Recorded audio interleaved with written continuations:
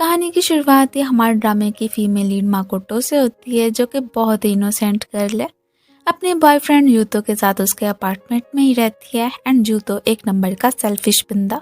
ये बेचारी सुबह सवेरे उठ के उसके लिए ब्रेकफास्ट बनाती है, लंच बॉक्स भी प्रिपेयर करके देती है और आज तक यूतो ने इसके खाने की तारीफ नहीं की। हमेशा ही उसमें से कीड़े निकालता रहता है, तो इसकी कोई भी चिंता होती ही नहीं है। अभी भी ऐसे ही गुस्सा करता हुआ चला गया था। आज इनकी 3rd एनिवर्सरी थी। माकोटो ने गिफ्ट्स लेके रखे होते हैं बट यूतो को तो कुछ याद ही नहीं था। नेक्स्ट ही माकोटो को ऑफिस में दिखाया जाता है। सारे कॉलीग्स इससे बहुत ज़्यादा खुश हैं, ऐसे भी काम में डेडिकेटेड भी है। इवन कि इसके कॉलीग्स इसे गॉडिस बुलाते हैं। फिर इंट्रोडक्शन होता है हमारे हीरो से, रेन, जो कि इनका बॉस है। ऑफिस में तो सारे ही उसे एकदम रथलेस मानते हैं एंड कोल्ड भी वो सबसे बहुत ही रूडली बिहेव करता है, बट सिवाय हमारे ड्रामे की क्यूट सी हीरोइन के। अब जब भी इसे कोई काम होता है वो पोलाइटली इससे बात करता है और इसका ये गेस्चर हमारे कुट्टो को काफ़ी ज़्यादा पसंद है। अब सारे लोग तो इसकी बुराइयां ही करते हैं कि ये ज़रूर एक याकूजा होगा, मीन के इसे गैंगस्टर ही मानते हैं। अभी भी एक एम्प्लॉय की शामत इसके हाथों ही आई हुई थी और इन्हें लग रहा था कि जैसे ज़रूर सीक्रेटली ये उसे गोली जाके मार देंगे, बिल्कुल ऐसा ही करेंगे। लेकिन ये उनकी बातों पे विश्वास नहीं करती है कि नहीं नहीं, आप लोगों को ऐसे लगता है, मुझे तो ये काफ़ी नाइस पर्सन लगते हैं। अब बात की जाए जूतों की तो फ़ौरन से ही आ गया था इसके पास अपने ही काम की लिस्ट लेके कि ये कंप्लीट हो जाना चाहिए। इनके अपने हिस्से का काम भी इसी से करवा लेता है एंड ये भी बोलने लगा था कि एक जूनियर है, मैंने उसे कुछ सिखाना है, ये रिस्पॉन्सिबिलिटी मुझे दी गई है, सो क्या तुम हैंडल कर लोगी। अब आगे से वो मिस नहीं कहेंगी, इसका नाम होता है एना। कह रही होती है कि अगर तुम्हें कोई दिक्कत होगी तो मैं माफ़ी चाहती हूँ, अगर नहीं हो पा रहा है तो हमें बता दो। ये भी आगे से बोल ही देती है कि नहीं नहीं कोई बात नहीं है, मैं ये सब कुछ हैंडल कर लूँगी, आप लोग टेंशन मत लो। अब यही सारा कुछ तो हमारा हीरो भी बैठा देख रहा था, उसे काफ़ी ज़्यादा बुरा लगता है कि माकोटो को हमेशा यूं तो इतना ज़्यादा वर्क दे के चला जाता है और ये कभी बोलती ही नहीं, चुपचाप जो भी बोलता है कर देती है। अब काम वगैरह कंप्लीट करने के बाद सारा ड्रिंक करने एंड खाना खाने के लिए पहुंच आए होते हैं। सारे कॉलीग्स, मीन के पूरा स्टाफ ही बैठा हुआ था। अचानक इसकी नज़र पड़ती है कि कैसे उसी जूनियर एना के साथ मिलके ये तो सेल्फीज वगैरह बना रहा है और काफ़ी ज़्यादा खुश भी हैं। इसे ये तक याद नहीं है कि हमारी 3rd एनिवर्सरी से बहुत ज़्यादा बुरा लगता है। काफ़ी ज़्यादा ड्रिंक भी कर ली थी एंड वॉशरूम जैसे ही जाती है तो इसे कुछ आवाज़ें सुनाई देती हैं। अब इसे पता चल जाता है कि यूं तो इसकी बैक के पीछे इसे चीट कर रहा है उसी जूनियर के साथ मिलके।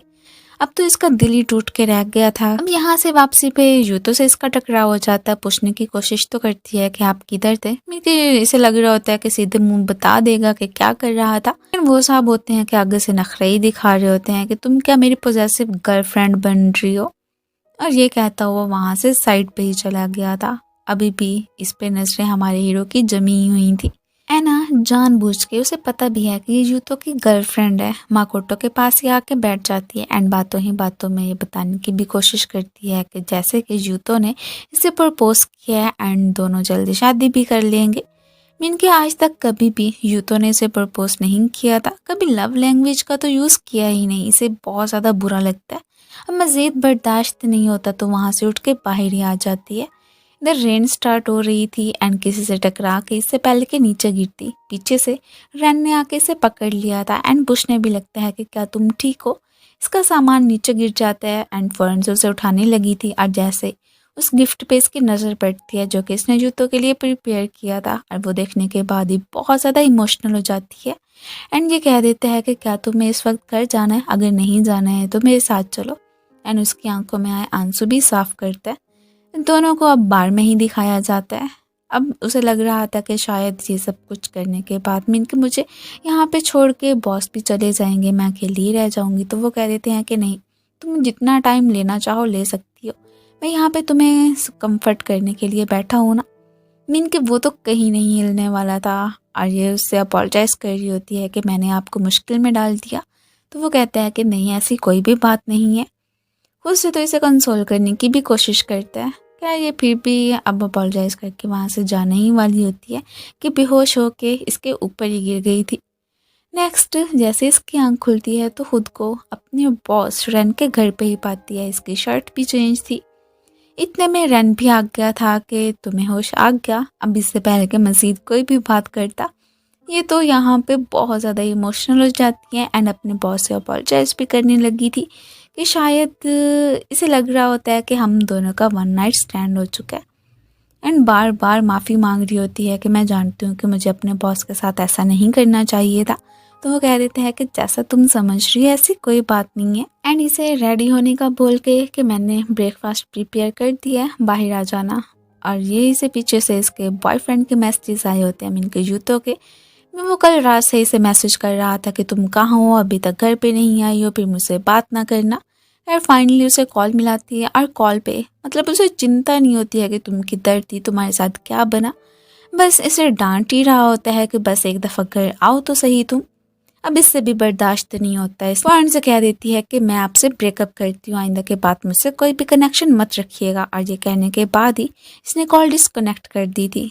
अब जैसे ही खाना वगैरह तो इन लोगों ने खा लिए होते हैं, अब टेबल पे बैठ के कॉफ़ी पीते हैं तो अब ये सारी बात क्लियर कर देता है कि रात को तुम्हारी ड्रेस काफ़ी ख़राब हो गई थी, तो मैंने खुद से तो बड़ी कोशिश की थी कुछ भी ना देख, मुझे कुछ नज़र नहीं आया था, मुझे फिर तुम्हारी ड्रेस मजबूरी में चेंज करनी पड़ी। तुम तो काफ़ी ज़्यादा ड्रंक हो गई थी एंड बेहोश भी। अब इसे पता चल जाता है कि ओह तो हमारे बीच कुछ नहीं हुआ था, मैं ऐसे ही गलत समझ रही थी। अब फ्रेंड तो सारी सिचुएशन के बारे में जान ही गया था, उसने कब से इस पे नज़र रखी हुई थी कि इसका बॉयफ्रेंड भी है और वो इसे चीट कर रहा था। इस बात का भी रैन को अंदाज़ा हो गया था। वो वैसे ही पूछ लेता है कि अब तुम रहने के लिए कहाँ पे जाओगी, क्या तुम्हारा कोई घर है? तो ये कहती है कि नहीं है तो कोई नहीं, लेकिन मैं कहीं से उसका अरेंज कर लूँगी। तो ये कह देता है कि अरेंज करने की क्या ज़रूरत है, मेरे पास एक स्पेयर रूम है, तुम आराम से वहाँ पे स्टे कर सकती हो, मैं कुछ नहीं बोलूँगा। लेकिन ये मना कर रही होती है कि नहीं आप मेरे बॉस हैं, मैं आपके साथ कैसे रह सकती हूँ। और वो अब बार बार बोल रहा होता है कि नहीं मतलब तुम इजी हो के यहाँ पे रह लो, मैं तुम्हें कुछ भी नहीं कहूँगा और ना ही डांटूंगा। तो अब फिर बार बार रिक्वेस्ट करने पे उसकी ये भी कह देती है कि चलें ठीक है, लेकिन कुछ अरसे के लिए, फिर मैं यहाँ से चली जाऊँगी जैसे ही मेरे घर का कोई अरेंज होगा। दूसरी तरफ ही हमें एक पुलिस ऑफिसर तोरा को दिखाया जाता है जो कि एक गैंगस्टर को पकड़ने के चक्रों में था। आजकल सिटी में काफ़ी सारे केसेस भी हो रहे थे, तो इनकी नज़रें उसी यंग बॉस पे ही टिकी हुई थी। अभी तक इन्हें उसकी आइडेंटिटी मालूम नहीं होती है कि वो कौन है, क्या करता है, उसका नाम क्या है एंड उसकी शक्ल कैसी है। बस इसका यही एम था कि एक दफ़ा मेरे हत्थों चढ़ जाए, उसके बाद तो वो डायरेक्ट जेल में ही होगा। ये घर पे जैसे कि यूतो के लिए खाना बनाती थी वैसे ही अपने बॉस के लिए भी खाना बनाने ही लगी थी।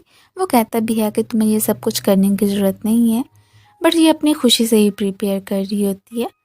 ये भी कह देता है कि ठीक है जैसे तुम्हारी मर्जी, जो तुम्हें दिल करता है तुम वही करो, ऐसे समझो इसे अपना घर ही मान लो। एंड इसके बाद जैसे ही शॉवर ले रहा होता है तो स्माइल भी करने लगा था। मन से तो काफ़ी ज़्यादा खुश होता है कि जिसे वो पसंद करता है वो इसके साथ इसके घर पे ही रह रही है।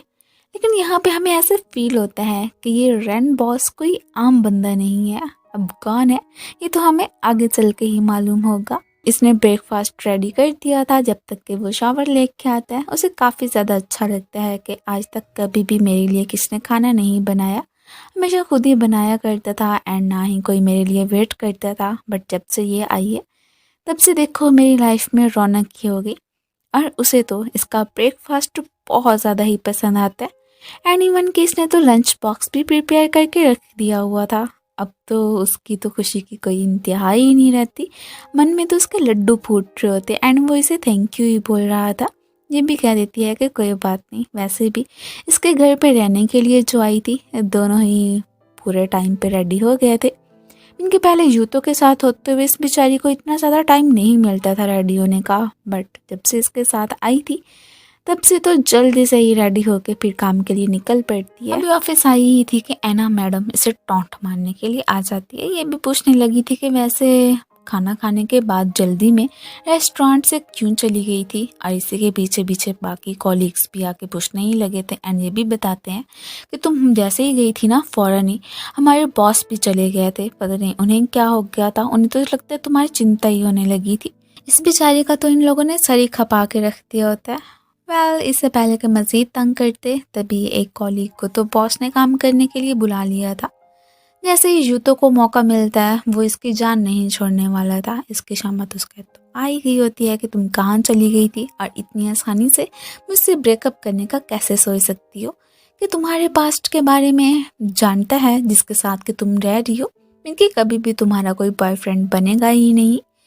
जैसे अगर तुम्हारे न्यू बॉयफ्रेंड को ये पता चला कि तुम्हारी मॉम क्या करती हैं, उसने ऑटोमेटिकली तुम्हें छोड़ देना, तुम सिर्फ मुझ पे ही रिलाई कर सकती हो, समझी तुम।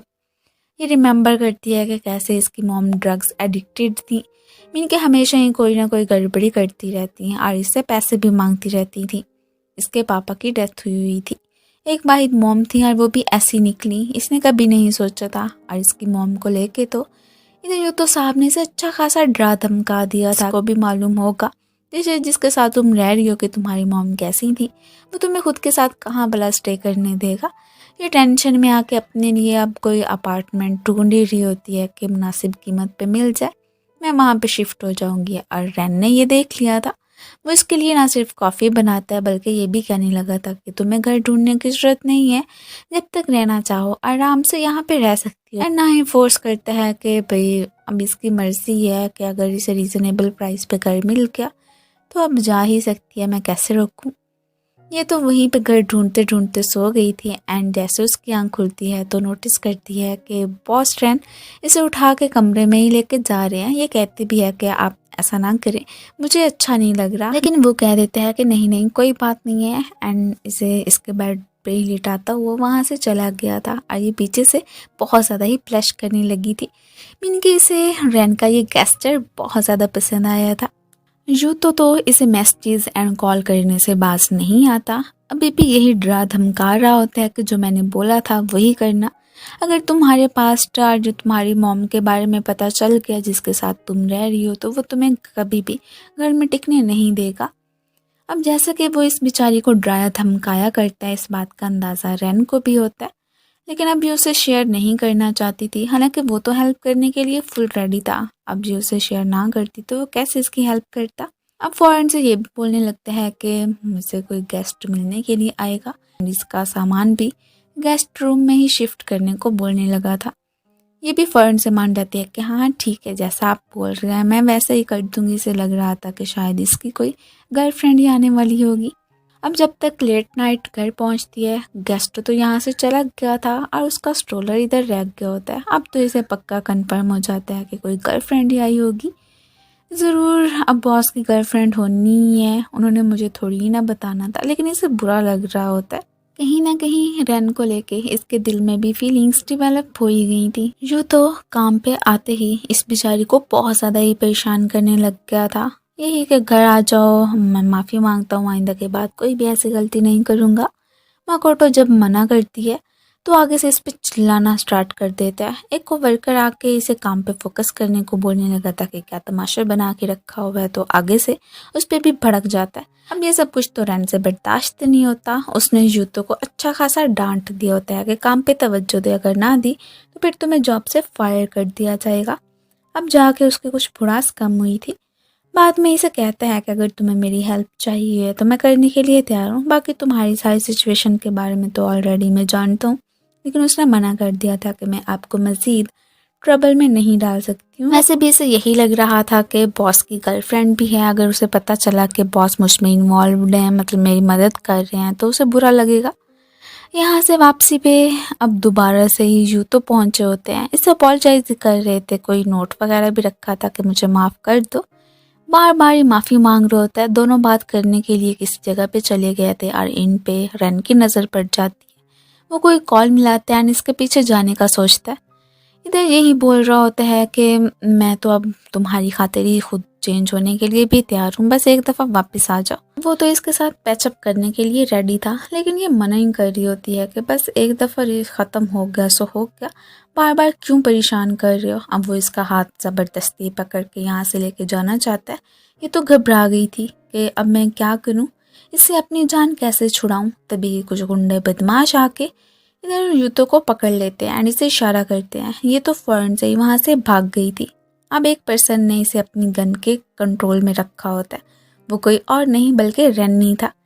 मीन के ये तो एक गैंगस्टर है। फिलहाल तो यूतो ने भी नहीं देखा था, वो तो इसे यही कह रहा होता है कि मेरी गर्ल से आइंदा के बाद दूर रहना, उसके आसपास भटके भी सही तो मैं तुम्हें बिल्कुल नहीं छोड़ूंगा। यूतो की तो अब पुस हो गई थी, न सिर्फ उसका सुसु निकल जाता है, उसके माथे पे पसीने भी आए हुए थे एंड बार बार माफी भी मांग रहा था कि आइंदा के बाद मैं माकोटो को परेशान नहीं करूंगा, प्लीज मुझे जाने दे। वो भी अब कह देता है कि ठीक है एंड यही बोलने के बाद सीधे ही गाड़ी में आके बैठ गया था और हमें इसके एक बेस्ट फ्रेंड को दिखाया जाता है, हरुको को।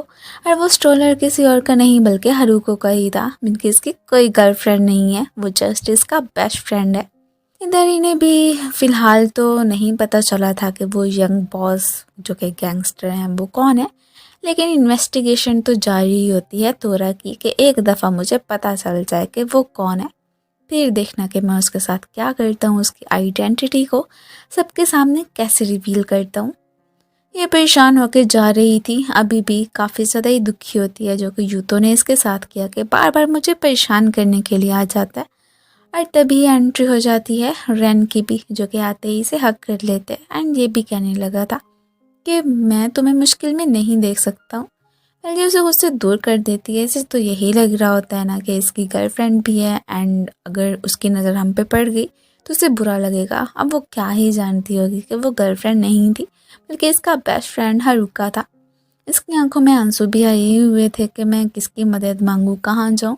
वो इसके आंसुओं को साफ करता है। खैर एक दफ़ा फिर से इसके अपार्टमेंट में वापस आ गई थी और फिर जैसे ही इसके लिए ब्रेकफास्ट बना रही होती है तो बार बार इसके दिमाग में वही सब कुछ ही छाया हुआ था कि जितना जल्दी हो सकता है मुझे अपना घर मिल जाए, मैं यहाँ से उधर शिफ्ट हो जाऊँ। वैसे भी बॉस को भी मुश्किल ही होती होगी कि जब उसकी गर्लफ्रेंड ने आना होता होगा।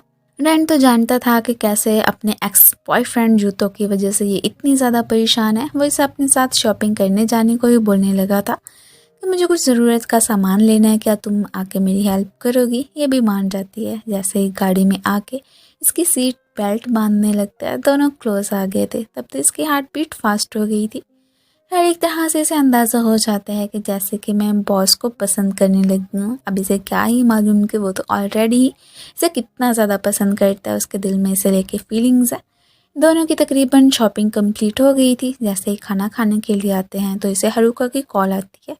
ये उससे एक्सक्यूज़ करता हुआ साइड पे चला गया था और ये समझती है कि उसे उसकी गर्लफ्रेंड की कॉल आई होगी। इधर हरुका यही बता रहा था कि हमारे पीछे पुलिस है, मीन कि वो इन्वेस्टिगेशन कर रही है। अब देखते हैं कि क्या ही बनता है। बाकी तो इनके दूसरे दुश्मन तो खैर घूम ही रहे थे, उन्हें भी सबक सिखाना बाकी था। कुछ लोग तो वैसे ही इनको धोखा ही दे रहे थे क्योंकि इनकी मुखबरी वही कर रहे होते हैं पुलिस को कि ये लोग कैसे हैं, मतलब कहाँ पे हैं। ये वापस जा रही होती है तो एना की नज़र पड़ गई थी। वो जानबूझ के इससे तंग करने का मौका हाथ से नहीं जाने देती। ये भी बोलती है कि मैं तो जूतों के साथ उसके घर पे ही शिफ्ट हो गई हूँ, हम दोनों बहुत खुश हैं एंड कपल चीज़ें ही बाय करते हैं। अचानक जैसे ही ये उससे तंग आके जाने की कोशिश करते हुए इसका हाथ जोर से पकड़ती है। इसका सामान नीचे गिर गया था। जैसे अपना सामान उठाने लगती है तो वो उसके सामान के ऊपर पाँव रख देती है और यही देखते देखते रहना चाहता, उसे काफ़ी ज़्यादा एना पे गुस्सा आता है। अब जैसे ही एना की नज़र बॉस रैन पे पड़ती है तो उसके दिल में खुशी के मारे लड्डू ही फूटने लगे थे कि वाओ, मुझे नहीं पता था कि हमारे बॉस इतने ज़्यादा रिच हैं एंड हैंडसम भी। ऑफिस में तो खैर कभी उसने इसे इस नज़र से देखा ही नहीं था। अभी तो इससे फ्लर्ट करने की कोशिश करती है। ये तो उसे इग्नोर करता हुआ सीधा ही माकोटो के पास आके उसका सामान उठाने की कोशिश करता है एंड इसे ये भी बोलने लगा था कि तुम ना अपनी हदूद में रहो, काम पे तो फोकस करती नहीं हो और यहाँ पे देखो कैसे उड़ारियाँ ही मारी जा रही हो। और जिस स्टफ के ऊपर एना ने पाँव रखा था वो इसे ये आके पकड़ा देता है कि तुम अपने घर ही ले जाओ क्योंकि अब इसकी हमें ज़रूरत नहीं रही है, मैं माकोटो को न्यू दिला दूंगा। अब तो इस मैडम का गुस्से के मारे बुरा हाल हो जाता है कि मैं अब ब्रांड को पा के ही रहूँगी। माकोटो ने कुछ कपल चीज़ें बाय की थी बट अब उन्हें साइड पे ही रख देती है कि मुझे इनका यूज़ नहीं करना चाहिए। वैसे भी बॉस की तो गर्लफ्रेंड है। इससे लग रहा था कि जब रेस्टोरेंट पे वो उससे जो कॉल आई थी वो भी उसकी गर्लफ्रेंड की ही थी। अब से तो इसके साथ ब्रेकफास्ट भी नहीं करती, उसके लिए प्रिपेयर करके रख देती है एंड रात को जब वो घर आता है तो ये चुपचाप ही सोने के लिए चली जाया करती है। मीन कि इसे बहुत ज़्यादा ही इग्नोर कर रही थी। ऑफिस में भी इसे बिल्कुल ही अवॉइड करती है। मिनके कोई भी आई कांटेक्ट नहीं, कुछ भी नहीं। अब ये अपने लिए घर ढूंढ रही थी, इस बात का अंदाज़ा ऐना को हो जाता है। बस उसे तो कोई मौका चाहिए होता है इसे तंग करने के लिए। फिर बाद में आ गई होती है कि मैं तुम्हारा बॉयफ्रेंड, तुम्हें लौटाने के लिए तैयार हूँ। मिनके तुम्हें घर ढूंढने की ज़रूरत नहीं है, तुम दोबारा से वहाँ पे शिफ्ट हो सकती हो। बस वो जो बॉस रैन है ना, उन्हें मेरे हवाले कर दो। इसे लग रहा था कि जैसे कि बॉस रैन के साथ ये डेटिंग कर रही है, हालांकि ऐसा तो कुछ भी नहीं था। वो तो इसके सेवियर थे और ये उनके यहाँ ही रहने के लिए जाती है। ये मना ही कर रही होती है कि जो तुम्हारी विश है वो मैं पूरी नहीं कर सकती हूँ, और बाकी रही बात यूतो के पास जाने की, तो ऐसा मुमकिन नहीं है। अब इनके बीच यही डिस्कशन हो ही रही थी कि रहना आ जाता है कि इधर क्या चल रहा है। भागती भागती आ जाती है उसके पास ऐना। ये बताने की कोशिश करती है कि ये जो माकोटो है ना, वो तो काफ़ी ज़्यादा हैप्पी है कि हम दोनों एक हो जाएंगे। लेकिन वो इसे इग्नोर करता हुआ माकोटो के पास आता है कि जो कुछ भी मुझे माकोटो बोलेगी मैं उसी पे ही विश्वास करूँगा, बाकी किसी के कहने में आने की मुझे कोई ज़रूरत नहीं है। और यही बातें तो ऐना को सबसे ज़्यादा बुरी लग रही होती हैं। ये अपनी हेल्प करने पे उसे थैंक यू तो बोलने लगी थी, एंड ये भी कहती है कि आपकी गर्लफ्रेंड भी है तो मेरे लिए इतने ज़्यादा ट्रबल में ख़ुद को मत डालिए। ये सब बोलते बोलते बहुत ज़्यादा इमोशनल भी हो गई थी। अब इसका रोना तो रैन से देखा नहीं जाता। फ़ौरन से ही बोल देता है कि लगता है तुम्हें कोई मिसअंडरस्टैंडिंग हो गई है। वो स्ट्रोलर मेरी बेस्ट फ्रेंड का था, हारुका का। एंड बाकी जो रेस्टोरेंट पे मुझे कॉल आई थी वो भी उसी की ही थी, किसी इम्पोर्टेंट काम के लिए ही की थी। मेरी कोई भी गर्लफ्रेंड नहीं है। शायद तुम्हें कोई मिस्टेक हुई है और कुछ नहीं। अगर मेरे दिल में कोई है तो वो सिर्फ और सिर्फ तुम हो। यहाँ पे अपने लव की कन्फेशन फाइनली रैन ने माकोटो से कर ही दी होती है कि मैं तो कब से तुम्हें पसंद करता आ रहा हूँ। पहले तो तुम्हारा बॉयफ्रेंड था, बट अब तुम्हारा बॉयफ्रेंड नहीं है, तो क्या तुम मेरी लाइफ में आना चाहोगी। अब वो भी तो इसे पसंद करने लगी थी, तो फ़ौरन से ही यस बोल देती है कि मैं हमेशा आपकी साइड पे ही रहूँगी। दोनों बहुत ज़्यादा ही हैप्पी लग रहे थे।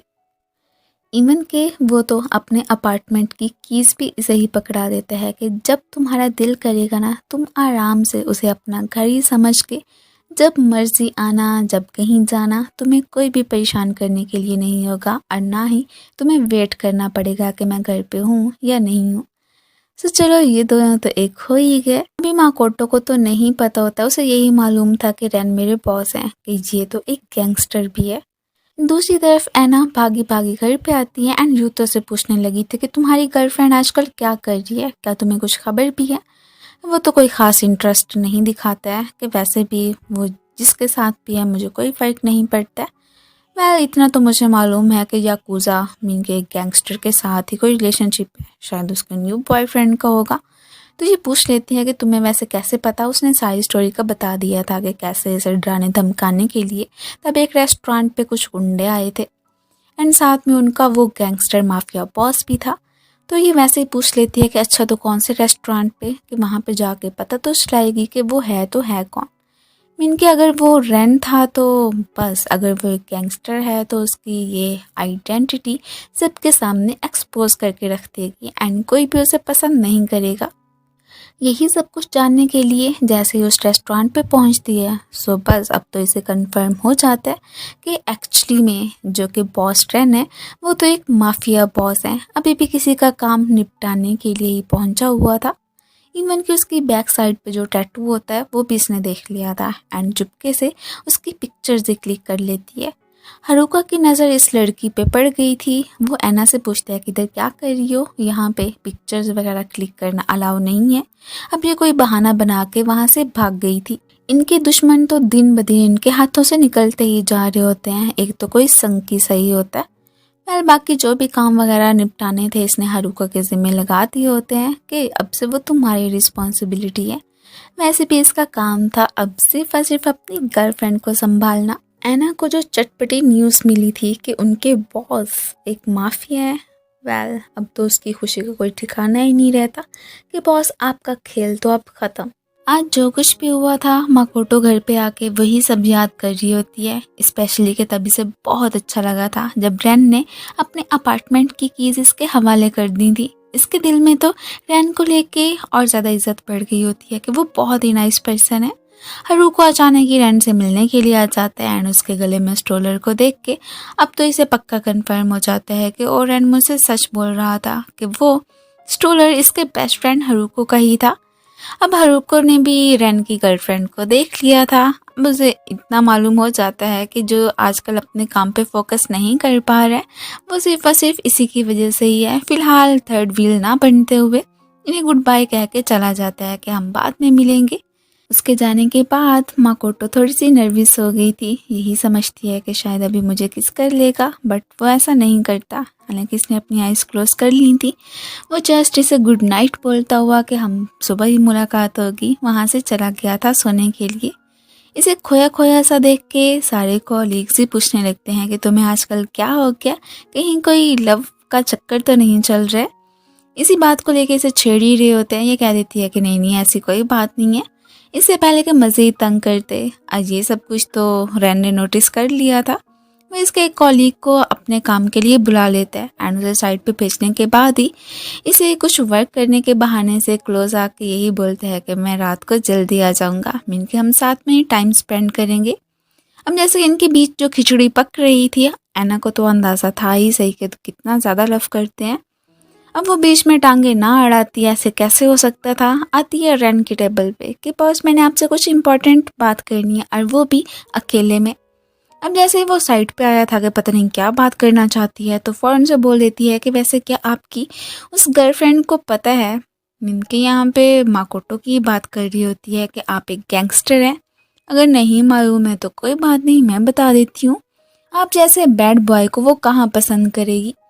अगर चाहते हैं कि आपका ये सीक्रेट मैं किसी के सामने एक्सपोज मत करूं, तो आप अभी के अभी ये जॉब छोड़ के चले जाएं। इसे तो यही लग रहा था कि ये रिज़ाइन कर देंगे एंड इसके बाद हो सकता है कि यूतो को इसकी पोजीशन मिल जाएगी और वो भी इन्हीं की तरह रिच हो जाएगा। अब ये कह देता है कि मुझे थोड़ा सा टाइम दो, मैं सोच के ही तुम्हें बताऊंगा कि क्या करना है, इनके जो रिज़ाइन करना है कि नहीं करना। एक तरह से ये उसे धमका रही होती है और रैन को बहुत ज़्यादा गुस्सा आता है। फिलहाल तो इसे कुछ नहीं बोलता, खामोश हो गया था। और ये यहाँ से वापस जाते हुए इससे कह रही होती है कि वाओ तुम तो आजकल बैड बॉयज़ के साथ ही घूम रही हो। और इसे कुछ समझ नहीं आती है कि ऐना अभी अभी मुझसे क्या बात करके गई है। जैसे ये घर पे आया था थोड़ा सा अपसेट भी होता है कि कहीं ऐना सच में इसे मेरे बारे में बता ही ना दे, फिर तो ये मुझे छोड़ के चली जाएगी। मैं खुद ही इसे अपने बारे में बताऊंगा, लेकिन फ़िलहाल नहीं, जब मुझे सही वक्त मिलेगा तभी।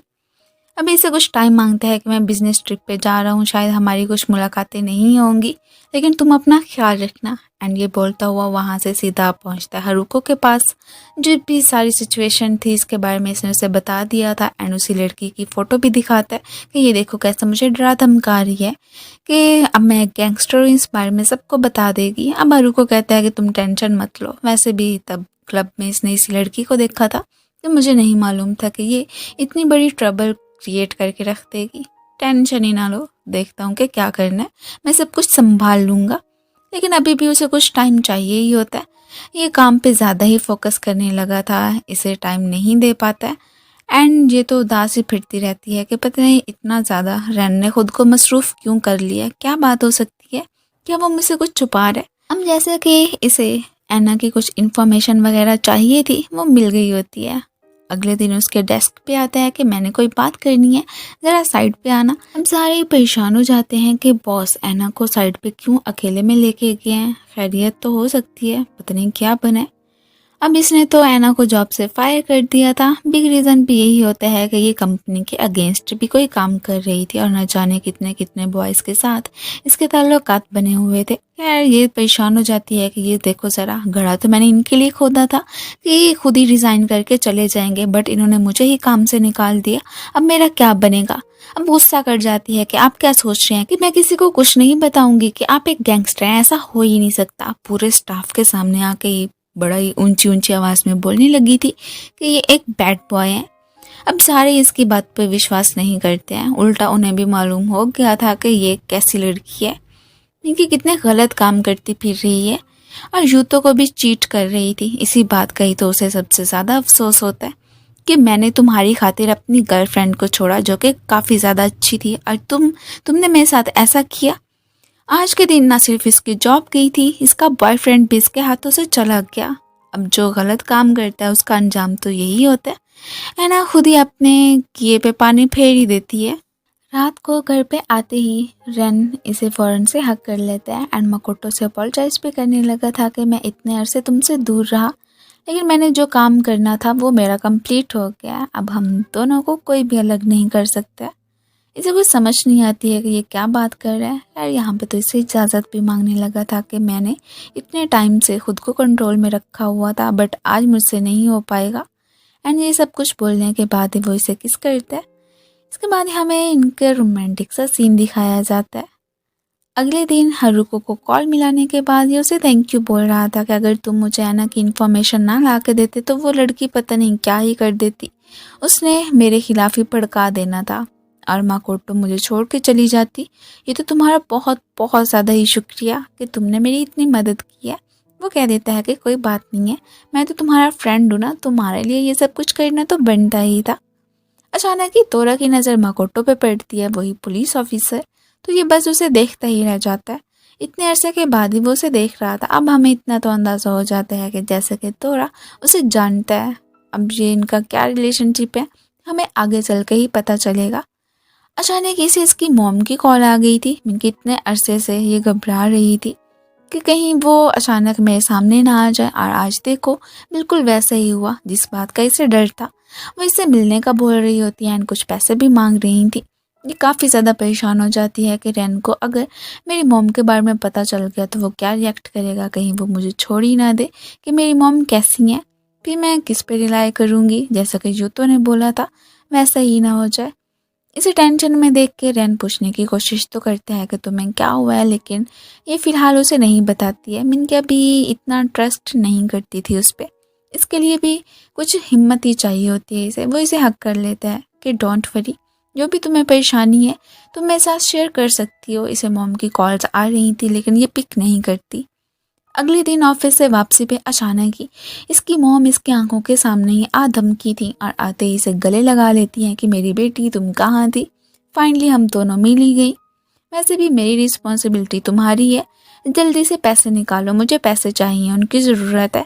पैसे तो इन्हें अपना नशा पूरा करने के लिए ही चाहिए होते हैं। जब इनकी बेटी इतनी मुश्किल वक्त गुजार रही थी तब तो इन्हें कोई परवाह नहीं थी, छोड़ के चली गई थी, और अब बचाने के पैसे मांगने के लिए आ गई, जैसे कि पहले ही इसे डरा धमका के मांगती थी। अब इसे फोर्स कर रही होती हैं तो तोरा देख लेता है, जिसे कि मालूम हो गया था कि माकोटो यहाँ पे काम करती है।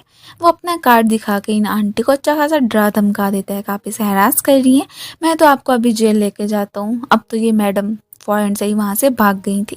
माकोटो से यही बोलती हैं कि हम बाद में मिलेंगे, तुम ये मत भूल जाना कि मैं कभी भी तुम्हारे पास नहीं आऊँगी, ऐसा बिल्कुल नहीं होगा, मैं तुम्हारी मम्मी हूँ, और जब मुझे पैसे चाहिए होंगे मैंने तो इधर ही आना है। अब फिर तोरा इससे पूछता है कि क्या तुम ठीक हो। जैसे ही नज़रें उठा के उसे देखती है तो हैरान रह जाती है कि अरे तोरा तुम यहाँ पे।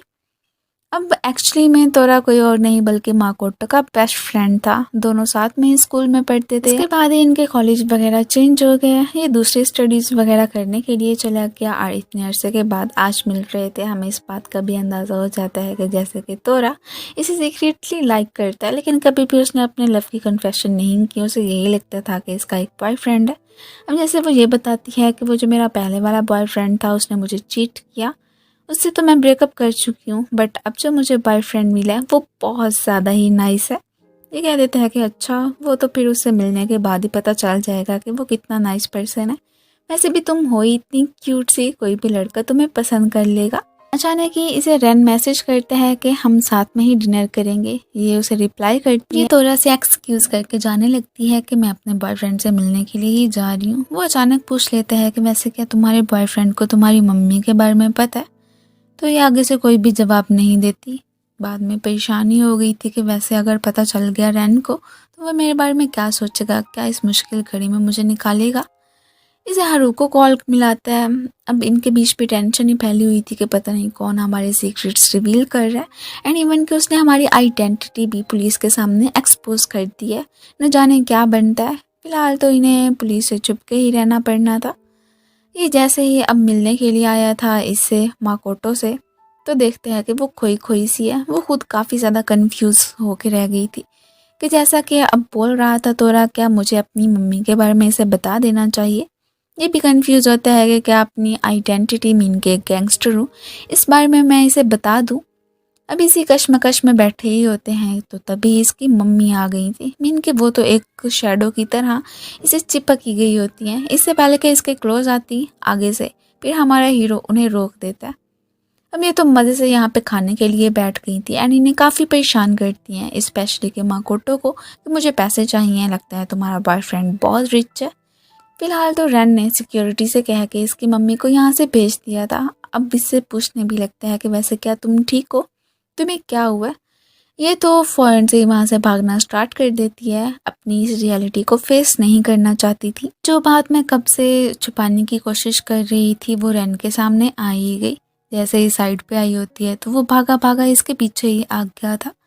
अब बहुत ज़्यादा इमोशनल भी हो जाती है एंड इसे अपनी मम्मी के बारे में बता देती है कि कैसे बचपन में इसके पापा की डेथ हो गई थी एंड मॉम ड्रग्स एडिक्टेड, हमेशा ही इसे परेशान किया करती थी। इवन कि एक दिन तो इसने घर से जाने का भी सोच लिया था, बट इसे लगता था कि जैसे मॉम की रिस्पॉन्सिबिलिटी इसी की ही है, इसे उसे संभालना है। लेकिन कब तक ये उन्हें पैसे देती, हमेशा ही आ जाती इसे परेशान करने के लिए, और अब की बार भी ऐसे ही हो रहा था। और इसकी हेल्प मांगती है कि उनसे पीछा छुड़ाने के लिए क्या आप मेरी मदद करेंगे। वो तो इसे हक कर लेता है एंड कंसोल करने की भी कोशिश करने लगा था कि डोंट वरी, जैसा मैं अब तुम्हें करने को बोलूँगा बिल्कुल वैसा ही करना, इसके बाद तुम्हारी मम्मी कभी भी तुम्हें परेशान करने के लिए नहीं आएंगी। अगले दिन ऑफिस से बाहर ही निकली थी कि तोरा इसके आने का वेट कर रहा था, लेकिन अब तो इसके पीछे पीछे रन भी आ जाता है। और इसके बेस्ट फ्रेंड तोरा को देख के तो उसे बहुत ज़्यादा ही जेलिसी हो रही थी कि मिनके ये इतना अच्छे से उसे जानता है, जिस तरह से कि वो बात कर रहे थे। फिलहाल तोरा को तो इसने वहाँ से भगा दिया था, बट घर पे आके पूछ रहा होता है कि वैसे तोरा को तुम कैसे जानती हो। ये बता देती है कि बचपन से ही हम एक ही स्कूल में पढ़े थे। इसे इतनी ज़्यादा जेलिसी हो रही थी कि क्या फिर तुम्हें मुझसे ज़्यादा तोरा जानता है। एंड ये कहने के बाद ही जलन के मारे वो तो इसे किस भी करने लगा था। तोरा कब से ही उसी गैंगस्टर के पीछे पड़ा होता है और आज फाइनली उसे उसकी इन्फॉर्मेशन मिल ही गई थी। अब जैसे ही इसके सामने माकोटो के बॉयफ्रेंड की फ़ोटो आती है रैन की, तो इसकी आंखें फटी की फटी ही रह गई थी कि क्या माकोटो का बॉयफ्रेंड एक गैंगस्टर है। मीन कि अब मुझे तो पक्का पक्का माकोटो को इस बारे में बता देना चाहिए। इसकी जैसे ही सुबह आंख खुलती है, फिलहाल तो रैन सो रहा था, बट इसे रैन में अपनी मॉमी दिख रही होती हैं। उनका भूत जो इसके सर पे सवार होकर रह गया था, घबराहट के मारे ये तो उठ बैठी थी। तो ये फिर से उसे तसल्ली दे रहा होता है कि तुम टेंशन मत लो, और आज जाके जो कि तुम अपनी मम्मी से इतना ज़्यादा डरती हो उनसे जान छुड़ा ही लो। जैसा तुम्हें करने को बोल रहा हूँ बिल्कुल वैसा ही करना। सो नेक्स्ट सीन में इसे अपनी मम्मी के पास से बैठे हुए दिखाया जाता है, जो कि मना कर रही थी कि मैंने बहुत सोचा बट अब की बार मैं आपकी कोई भी मदद नहीं करूँगी, सो सॉरी, मैं आपको पैसे नहीं दे सकती हूँ। तो इसकी मम्मी आगे से इसे काफ़ी ज़्यादा डरा धमका रही होती हैं। अच्छा तो तुम मुझे पैसे नहीं दोगी, तो क्या तुम्हारे बॉयफ्रेंड को पता है कि मैं कौन हूँ और क्या करती हूँ, एंड इवन कि तुम्हारे कॉलीग्स को भी। मैंने तो ऑफिस में ही जाके तुमसे पैसे मांगने, और देखना कितना बड़ा सीन क्रिएट करती हूँ, सबको बता दूंगी कि कैसे तुम मेरी केयर नहीं करती हो, ब्ला ब्ला ब्ला। इसे काफ़ी ज़्यादा ही तंग कर रही होती हैं। और यहाँ पे इसने चुपके से इन सारी बातों की रिकॉर्डिंग कर ली थी कि अगर आइंदा के बाद मुझे यहाँ पे आके आपने परेशान किया तो मैंने पुलिस को ये सारी जो धमकियाँ मुझे दे रही थी वो सब के बारे में बता देना है, और आप तो जाएंगी सीधा जेल में, और आइंदा के बाद मुझसे कोई भी कनेक्शन रखने की ज़रूरत नहीं है। और ये बोलती हुई वहाँ से चली जाती है। बाहर आने के बाद इसकी आंखों में आंसू भी थे। वैसे भी अपनी मम्मी से इतना जल्दी ताल्लुक़ ख़त्म करना इसे इतना अच्छा नहीं लग रहा था, लेकिन अब बहुत हो गया था। काफ़ी अरसे से बर्दाश्त कर रही थी उनका ये बिहेवियर, बट वो थी कि बाज आने का नाम नहीं ले रही थी। और यही सब कुछ करने के लिए तो इसे रैन ने बोला था, और फाइनली इसने अपनी इस मॉम से पीछा छुड़ा ही लिया था। मीन कि ये कैसी मम्मी हुई कि पैसों की खातिर ही उन्हें अपनी बेटी याद आ जाती, और आगे पीछे के वो किन हालात से गुजर रही है, उसके पास रहने के लिए घर है कि नहीं है, इस सारी चीज़ों के बारे में उन्हें कुछ भी नॉलेज नहीं था। नेक्स्ट डे हारुका भागा भागा आता है रैन के पास कि तुम्हारे पापा की सुना है कंडीशन ख़राब हो गई है, शायद कि वो कहीं से गिर गए, हमें उन्हें देखने के लिए जाना चाहिए। अब ये भी फिर फ़ौरन से ही निकल पड़े थे। इधर पुलिस भी इन्हीं को ही ढूंढ रही होती है कि पता नहीं उन गैंगस्टर्स की सीक्रेट प्लेस कौन सी है। ये सीधा पहुंचता है अपने पापा के पास और आगे जाके इसे पता चलता है कि इसके पापा ने गिरने का नाटक किया था। एक्चुअली में वो इससे कोई बात करना चाहते थे। अब ये भी जानते हैं कि इतने अरसे से ही इनका ये जो ग्रुप है इसी ने ही संभाल के रखा हुआ है और चाहते हैं कि हमेशा यही काम करते रहे। बट अब की दफ़ा इसने अपने पापा के सामने ये रखा था कि मैं अपना ये काम छोड़ना चाहता हूँ और वो स्माइल करते हैं कि ऐसा तो मुमकिन हो नहीं सकता। पहले सोच समझ लो कि क्या वाकई में तुम ऐसा करना चाहते हो। अब ये जो बिग बॉस होते हैं रैन, उनका एडॉप्टेड सन था। फिलहाल तो यही रखते हैं कि मेरे बाद तुमने ही सब कुछ संभालना है, बाकी आगे तुम्हारी चॉइस है। उन्होंने इसे सोचने के लिए कुछ टाइम दे दिया था बट इसने अब हिम्मत इकट्ठी कर ली थी कि मैं ये काम छोड़ दूंगा गुंडागर्दी का एंड सारी सच्चाई के बारे में माकोटो को भी बता दूंगा। अगर वो मेरे साथ रहना चाहती है तो बिल्कुल फिर रह सकती है, मुझे तो खुशी ही होगी। लेकिन ये सब कुछ जानने के बाद कहीं वो मुझे छोड़ के चली ही ना जाए। इधर तोरा पहुंचा हुआ था माकोटो के पास, उसने स्पेशली से मिलने के लिए बुलाया था। इसके बारे में, इसके बॉयफ्रेंड के बारे में मुझे सारी बताना चाहता था बात। यही कहता है कि क्या तुम्हें पता है कि तुम्हारा बॉयफ्रेंड कैसा है, इनके बैड बॉय भी तो हो सकता है। ये कह देती है कि नहीं, मुझे नहीं लगता, वो तो काफ़ी ज़्यादा ही नाइस पर्सन है और वैसे भी बाकी उसका बायोडाटा क्या है मुझे कुछ भी नहीं जानना है और ना ही मैं इन सारी चीज़ों में इंटरेस्टेड हूँ। वो मेरे साथ अच्छा है, बस मेरे लिए यही काफ़ी है। तो राह अब इसे हक कर लेता है एंड अपनी फीलिंग्स भी उसने कन्फेस कर दी थी कि मैं काफ़ी अरसे से तुम्हें लाइक करता आया हूँ, क्या अपने बॉयफ्रेंड को छोड़ के मेरे साथ आना चाहोगी। लेकिन आगे से माकोटो ने मना कर दिया था कि मैं रैन से बहुत ज़्यादा लव करती हूँ, उसे छोड़ने का कभी सोच ही नहीं सकती। अब ये इनका ग्रुप छोड़ रहा था, हारुको को मालूम हो जाता है। उसे भी पता था कि अपनी गर्लफ्रेंड की खातिर ही इसने ये बड़ा अहम कदम उठाया। ये भी बोलते हैं कि जो भी तुम्हारा जवाब होगा हमें बता देना, अगर तुम ये काम नहीं करना चाहते हो तो कोई बात नहीं है, तुम्हारे पीछे सब कुछ मैं संभाल लूँगा, हैंडल कर लूँगा और फिर हम आपस में मिलते भी रहेंगे। इधर कॉल मिलाती है रैन को कि मैं तुम्हें बहुत मिस कर रही हूँ, वैसे आज की रात डिनर में क्या खाओगे, मैं बिल्कुल वही बना लूँगी, तुम्हारा वेट करूँगी, जल्दी से आ जाना। रैन भी आगे से कहता है कि हाँ मैं भी तुम्हें बहुत ज़्यादा मिस कर रहा हूँ, चलो घर पे ही मुलाकात होती है। बाकी उसे जो खाने में चाहिए था इस बारे में इसने उसे बता दिया था। तोरा को बहुत ज़्यादा ही गुस्सा आ रहा होता है कि रैन की खातिर माकोटो ने मुझे रिजेक्ट कर दिया। उसने उसकी तलाश स्टार्ट कर दी थी, जहाँ जहाँ भी वो लोग जाते थे वहीं पे जाके पता चलाता है कि वो गैंगस्टर कहाँ पे है, मुझे बताओ उनके बारे में। लेकिन फ़िलहाल उसे उनकी कोई भी खबर नहीं मिल रही थी। अब हमारी माकोटो पे नज़र पड़ती है जिसके पीछे ही हमें एक पर्सन को दिखाया जाता है जो कि कब से उसे फॉलो किए जा रहा था। दूसरी तरफ फ्रेंड जैसे ही घर पे आता है तो सामने से उसे माकोटो नज़र नहीं आती। ये तो बहुत ज़्यादा ही घबरा गया था कि जब मेरी उससे बात हुई थी तब तो उसने बताया था कि वो घर के आसपास है, लेकिन अभी तक यहाँ पे पहुँची क्यों नहीं। इसने आज ही अपने बारे में सब कुछ ही उसे बताने का डिसाइड कर लिया था। उसे काफ़ी सारी कॉल्स मिलाता है बट वो पिक नहीं करती। कहाँ से करती, उसका फ़ोन जो ऑफ जा रहा था।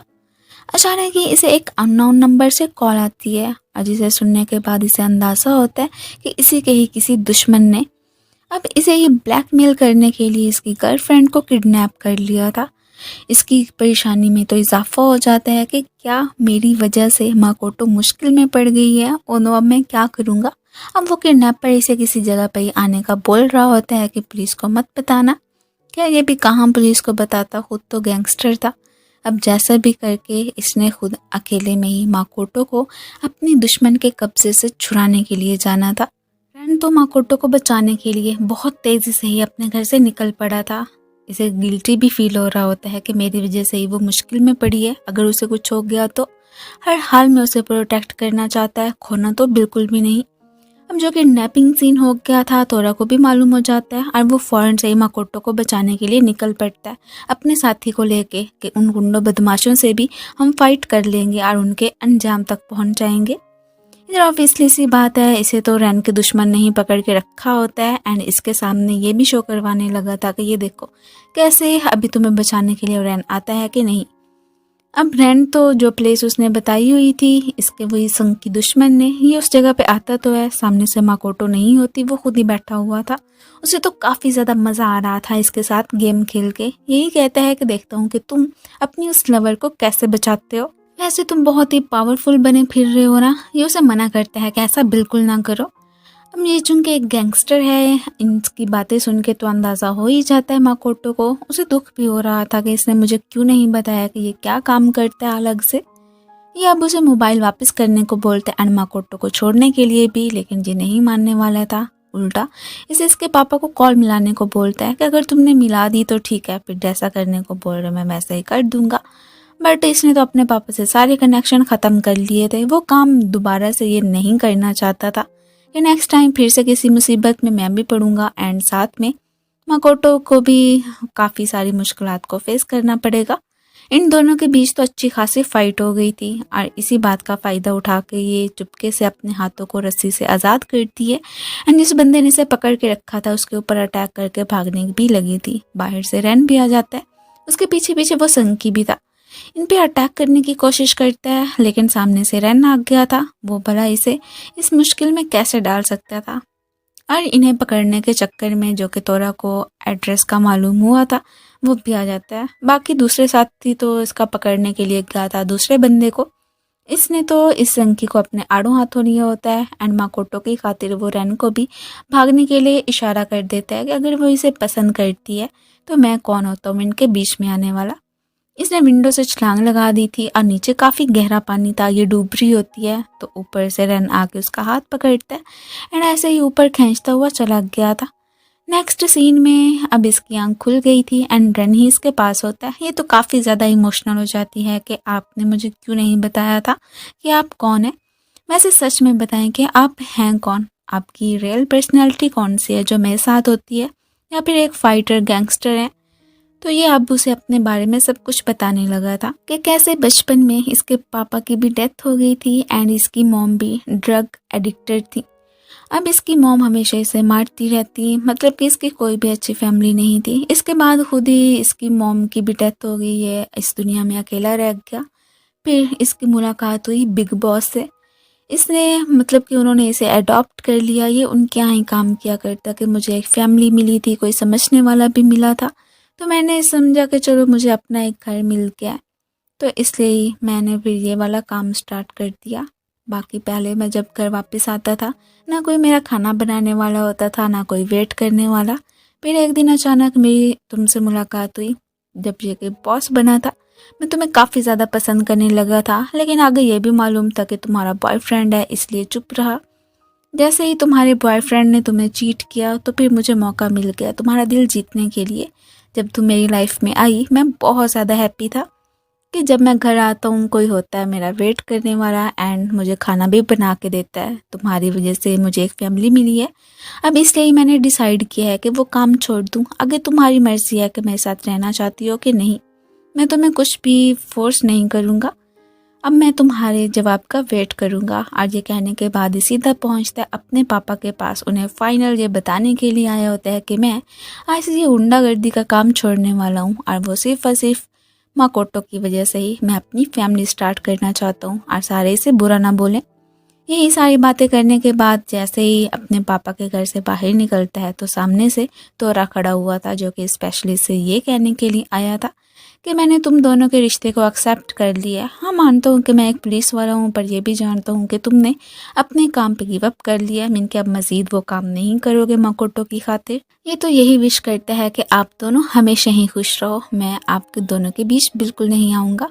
हारू को इससे मिलने के लिए आया था, स्पेशली कि माकोटो से ही बात करने के लिए आया था। इस वक्त तो वो घर पे नहीं था। रैन अब सारी सिचुएशन के बारे में उसे बताने लगा था कि किन हालात से पहले रैन गुजरा हुआ है और वो इससे कितना ज़्यादा लव करता है। बाकी इसी की ही चॉइस है। ये भी बोलता है कि अगर वो अपने काम पे वापस ना आया तो कोई बात नहीं है, सारा कुछ मैं ही संभाल लूँगा, बाकी तुम पे डिपेंड करता है कि उसे क्या रिप्लाई करती हो। ये कंफ्यूज होकर ही रह गई थी कि मैं उसे क्या जवाब दूंगी। अब बहुत सोचने समझने के बाद ही ये रैन को खुद से मिलने के लिए बुलाती है और इसने अपना फैसला उसे सुना दिया था कि मैंने तुम्हारे साथ रहने का ही डिसाइड कर लिया। तुम्हारे बिना तो मैं जीने का सोच भी नहीं सकती हूँ। इसी के थ्रू ही उसे लव का भी पता चला था, वरना जो कि जूतो था इसे कितना ज़्यादा मिसबिहेव करता था। इसे कभी भी एहसास हुआ ही नहीं फैमिली का, और इसके होते हुए इसने अपनी लाइफ जीनी स्टार्ट की थी। वैसे भी इसकी खातिर रैन ने खुद को चेंज कर लिया था और वो दूसरे काम छोड़ने का भी डिसीजन ले चुका होता है, तो इस वजह से इसे भी कोई एतराज़ नहीं था इसके साथ रहने में। और ये सुन के तो रैन बहुत ज़्यादा हैप्पी होता है। वो तो फ़ौरन से इसे हक कर लेता है। उसकी खुशी का कोई ठिकाना ही नहीं रहा था कि अब हमेशा ही मेरे साथ रहेगी। बाकी सारे जो कि इनके दुश्मन थे उन्हें तो तोरा पकड़ के जेल में ही डाल चुका था। अब जैसे ही अगले दिन इसकी आंख खुलती है तो सामने से रैन इसके लिए ब्रेकफास्ट बना रहा था एंड साथ में लंच बॉक्स भी प्रिपेयर कर देता है जैसे कि ये उसके लिए करती थी। ये देख के खुशी के मारे रैन को हक कर लेती है एंड किस भी। इसे तो काफ़ी अच्छा लाइफ पार्टनर मिल गया था। बाकी काम पे अब से तो रैन का मूड बहुत ही अच्छा होता है। जब कोई सही काम करता है उसकी तारीफ भी करता है। ये देख के तो सारे कॉलीग्स एंड वर्कर्स हैरान ही हो रहे होते हैं कि आजकल बॉस को क्या हो गया, इनका बिहेव तो बहुत ही चेंज हो गया। अब जैसे ही चुपके से वो इस पे स्माइल पास करता है तो ये सब कुछ तो माकोटो की कॉलीग भी देख रही थी। वो इससे पूछने लगती है कि आज तक तो पहले कभी बॉस को यहाँ पे हंसते हुए नहीं देखा, आज तो कैसे वो स्माइल कर रहे थे। अपना काम खत्म होने के बाद माकोटो जैसे ही ऑफिस से बाहर निकली थी तो सामने से तोरा इसी के ही आने का वेट कर रहा था। वो यही बताने के लिए आया होता है कि माना कि तुमने मुझे रिजेक्ट कर दिया है उस ट्रेन की खातिर, बट कोई बात नहीं है, हम दोनों तो हमेशा ही जैसे पहले फ्रेंड्स थे वैसे ही बन के रहा करेंगे एंड अक्सर ही मिलेंगे। ये सुन के वो भी खुश हो जाती है कि चलो इसकी यार मेरी दोस्ती तो कायम ही रहेगी। बाकी रैन की जगह पे हारुको ने इस गैंग को संभाल लिया था एंड अपना काम बहुत अच्छे से कर रहा होता है। एक दिन जो ही अचानक ही रास्ते में इसकी रैन से भी मुलाकात हो गई थी एंड उसे भी अच्छा फील होता है। खैर रैन को तो कोई भी पछतावा नहीं था कि मुझे माकोटो की खातिर ये काम छोड़ना पड़ गया, बिल्कुल भी नहीं। उसकी लाइफ में माकोटो इतनी स्वीट सी गर्ल आ गई थी, उसकी लाइफ में इतनी सारी इसने खुशियाँ भर दी थी, उसे भला और क्या ही चाहिए था। और इन दोनों के इसी हैप्पी मोमेंट के साथ ही हमारे इस ड्रामे की एंडिंग हो जाती है। Thank you so much for watching. So guys आप लोगों को ये ड्रामा कैसा लगा मुझे कमेंट्स में ज़रूर बताइएगा। मिलते हैं फिर नेक्स्ट वीडियो में न्यू कहानी के साथ। तब तक के लिए बाय एंड अपना ख्याल रखना।